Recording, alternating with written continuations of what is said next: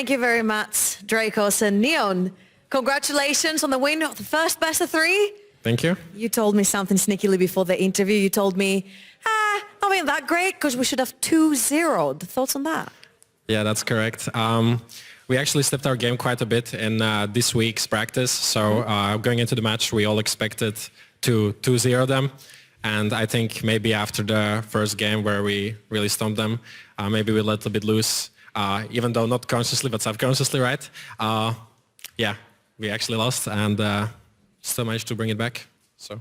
Do you think that Heretics exceeded expectations, or did you guys play a little bit too loose? No, I think they didn't exceed expectations. I expected them to lose, but me and Kaiser actually gave them a free win in the second game. So.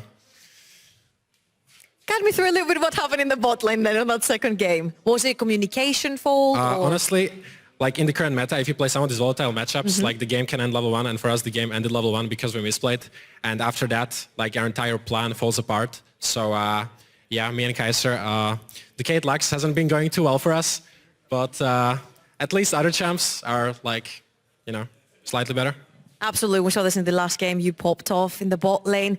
Now, when it comes to Vitality as a whole, when I talked to Perks last time, he was like, we're not that great, we're trying to get there, and there's of course a very high ceiling with the players. But how is the communication going? Because we saw some, you know, voice comms coming out, a little bit chaotic. Bo told me also, we don't necessarily have one set shot caller, but we know who to listen to. Yeah, well, to become really great, you need 5 individually good players, which I believe we have here, right? Yeah, you do. So the one thing that's like our biggest enemy is the comms. It's obviously hard, but we are working on it. The top jungler are taking English lessons. They're getting better day by day. And I think this week we've actually improved a lot. Even though maybe we didn't show it that much today, I thought that we made the biggest improvement heading into playoffs because we did a reality check against like last week when we had really messy games. Even though we ended up winning, we knew that this was not a level of play that we were happy with. So we all worked really hard this week and practiced long hours to make it better. And I think that in the next best of 3, we will show even more.